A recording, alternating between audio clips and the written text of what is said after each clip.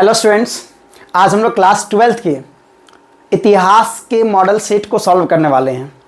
तो जितने भी आर्ट्स के बच्चे हैं बने रहिए हमारे चैनल पे, और आपके सभी पेपर का जो है अब वीडियो आने वाला है, बहुत जल्द ही आने वाले हैं। तो ज़्यादा से ज़्यादा इस वीडियो को शेयर करें और वीडियो को देख के बताएं कैसा समझ में आया या नहीं आया, जो एक्सप्लेनेशन हुआ वो अच्छा हुआ या नहीं हुआ। तो चलिए स्टार्ट करते हैं हम लोग। देखिए, सबसे पहले आपका जो एग्ज़ाम होगा वो 3 घंटे का होगा। कितने घंटे का होगा? 3 घंटे का। इसमें क्या क्या निर्देश दिया गया है, जनरल इंस्ट्रक्शन क्या दिया गया है? तो इंस्ट्रक्शन दिया गया है कि candidate should answer in their own word as much as possible, कि कैंडिडेट जो है अथासंभव अपने शब्दों में उत्तर दें। दूसरा दिया कि ऑल क्वेश्चंस आर कंपलसरी, जितने भी क्वेश्चंस हैं सारे कंपलसरी हैं, सारे अनिवार्य हैं। टोटल प्रश्नों की संख्या 52 है। टोटल आपके जो प्रश्नों की संख्या है वो कितनी है? 52 है। तो 52 में 52 नहीं बनाना, आपको कम ही बनाना है। उनमें से क्वेश्चन 1 से 30 तक, क्वेश्चन 1 से 30 तक जो है आपको एमसीक्यू दिया गया है, जिनमें प्रत्येक सही उत्तर के लिए आपको 1 मार्क दिए जाएंगे, 1 मार्क्स दिया जाएगा। फिर इसके बाद बोला गया 31 से 38 तक जो क्वेश्चन है उनमें से आपको 6 का आंसर देना है। 31 से 38 तक जो क्वेश्चन है उनमें से 6 का आंसर देना है, और हर क्वेश्चन के लिए आपको कितना मिलेगा? 2 मार्क्स। मतलब टोटल कितना इधर? 12। तो वो क्या है? अति लघु उत्तरीय प्रश्न है। उसके बाद फिर है कि 39 से 46 तक लघु उत्तरीय प्रश्न है, जिनमें से 6 क्वेश्चन का आंसर देना है, और एक क्वेश्चन का आंसर देने पे 3 नंबर मिलेंगे। मतलब टोटल कितना?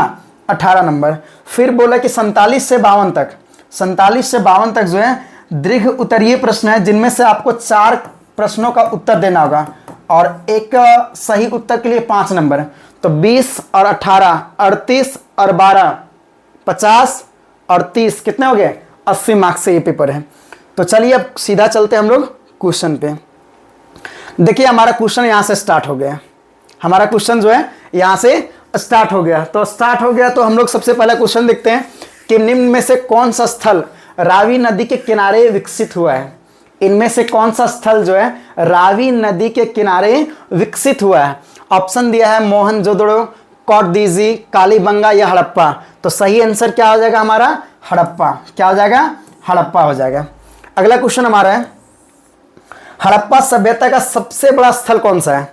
हड़प्पा सभ्यता का सबसे बड़ा स्थल कौन सा है? तो मोहनजोदड़ो है। कौन सा है? मोहनजोदड़ो है। अगला क्वेश्चन देखते हैं।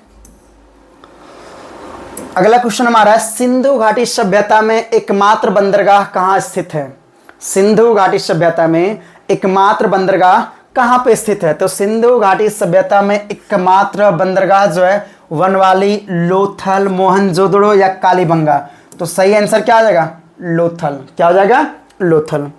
अगला देखते हैं हम लोग, बौद्ध साहित्य के अनुसार भारत में कितने महाजनपदों का विकास हुआ था? बताइए इसका। बौद्ध साहित्य के अनुसार भारत में कितने महाजनपदों का विकास हुआ था? तो कितने महाजनपदों का विकास हुआ था जी? बताइए। 16, 22, 12, 7। क्या आंसर हो जाएगा? 16 महाजनपदों का विकास हुआ था। चलिए अगला क्वेश्चन पे चलते हैं। अगला क्वेश्चन हमारा है कि दक्षिण भारत में स्थित भारत का एकमात्र महाजनपद कौन सा था? दक्षिण भारत में स्थित भारत का एकमात्र महाजनपद कौन सा था? कंबोज, कौशल, अस्मक या काशी। तो 4 ऑप्शन दिया है। 4 ऑप्शन में आपको बताना कि सही ऑप्शन कौन सा है। तो सही ऑप्शन कौन सा है? तो सही ऑप्शन आपका अस्मक है। कौन सा है? अस्मक है।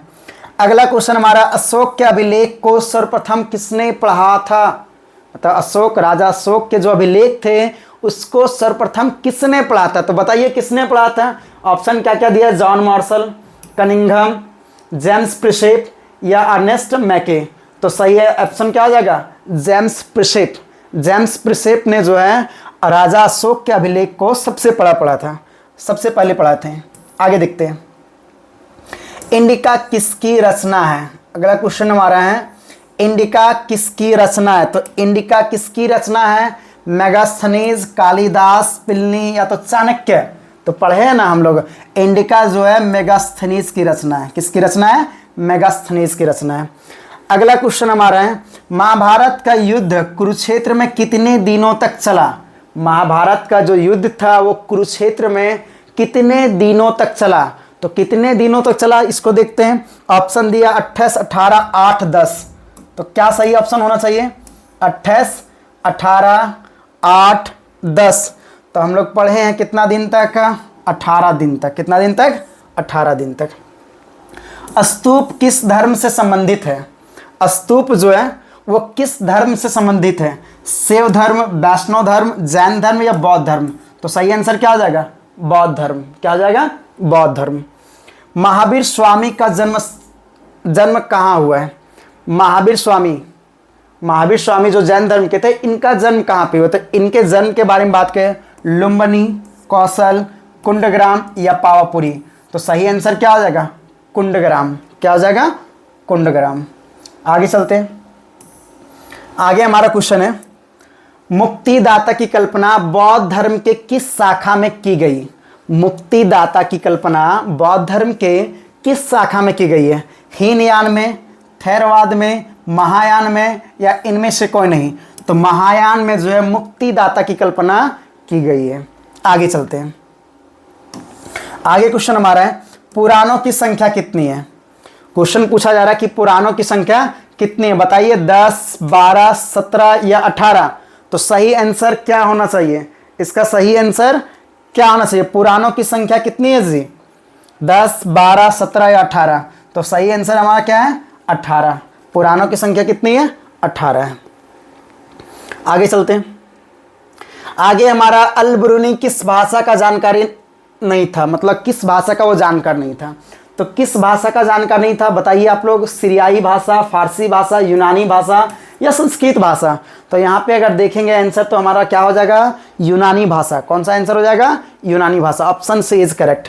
अगला क्वेश्चन है, इब्न बतूता ने किस पुस्तक की रचना की थी? इब्न बतूता ने किस पुस्तक की रचना की? किताब उल हिंद, रिहला, आयने अकबरी या बाबरनामा? तो आंसर क्या आ जाएगा? रिहला। चलिए आगे चलते हैं।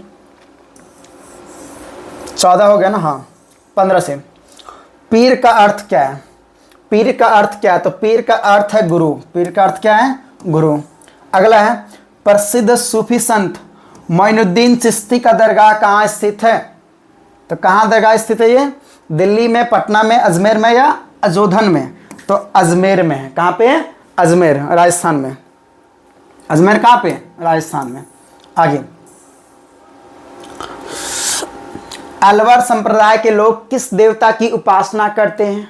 अलवर संप्रदाय के जो लोग हैं वो किस देवता का उपासना करते हैं? ऑप्शन दिया, विष्णु, शिव, राम या कृष्ण? तो किस देवता का उपासना करते हैं? तो विष्णु का करते हैं। किसका करते हैं? विष्णु का करते हैं। आगे चलते हैं। विजयनगर साम्राज्य के संस्थापक कौन है? विजयनगर साम्राज्य के संस्थापक कौन है? कृष्णदेवराय, महमूद गवाह, हरिहर और बुक्का? इनमें से कोई नहीं। तो आंसर क्या आ जाएगा? हरिहर और बुक्का जो है विजयनगर साम्राज्य के क्या हैं? संस्थापक हैं। आगे चलते हैं। तेलुगु साहित्य अमुक्तमाल्यदा की रचना किसने किया? तेलुगु साहित्य अमुक्तमाल्यदा की रचना किसने किया? वीर नरसिंह, कृष्णदेवराय, हरिहर या तो फिर बुक्का? क्या होना चाहिए आंसर इसका? तो आंसर हो जाएगा हमारा कृष्णदेवराय। क्या आंसर हो जाएगा? कृष्णदेवराय हो जाएगा।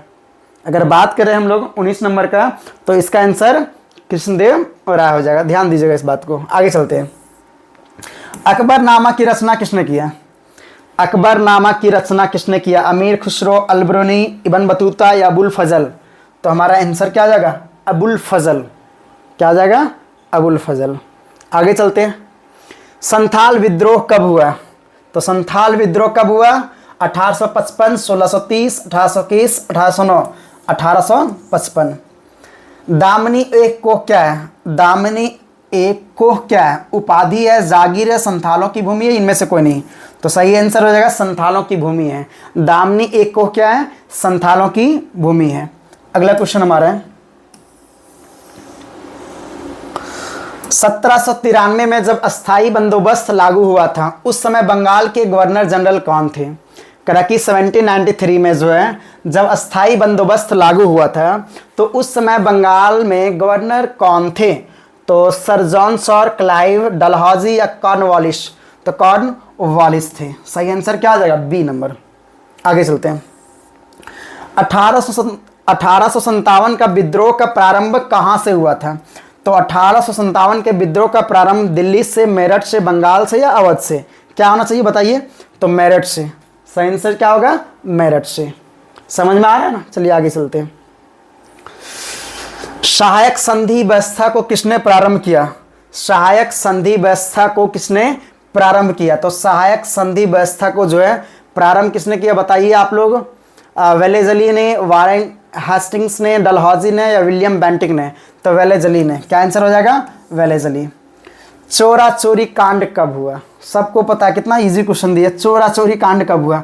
5 जनवरी, 16 मार्च, 4 फरवरी? तो 4 फरवरी 1922 को हुआ था। कब हुआ था चोरा चोरी कांड? 4 फरवरी 1922 को हुआ था। आगे चलते हैं। महात्मा गांधी के गुरु, राजनीतिक गुरु कौन थे? तो महात्मा गांधी के राजनीतिक गुरु कौन थे? तो हम लोग जानते हैं गोपाल कृष्ण गोखले। कौन थे? गोपाल कृष्ण गोखले महात्मा गांधी के राजनीतिक गुरु थे। भारतीय संविधान सभा के स्थायी अध्यक्ष कौन नियुक्त हुए थे? भारतीय संविधान के स्थायी अध्यक्ष जो है कौन नियुक्त हुए थे? राजेंद्र प्रसाद, अंबेडकर, जवाहरलाल नेहरू या सरदार पटेल? तो कौन थे? राजेंद्र प्रसाद। भारतीय संविधान कब लागू हुआ?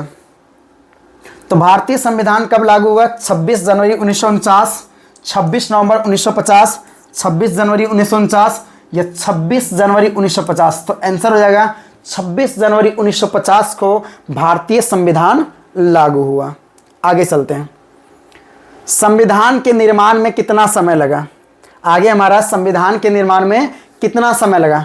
2 वर्ष 11 माह 11 दिन, 2 वर्ष 11 माह 18 दिन, 3 वर्ष 11 माह 11 दिन, 3 वर्ष 11 माह 18 दिन? कंफ्यूजन करने के लिए डाल दिया ना, तो 3 वर्ष तो लगा ही नहीं था।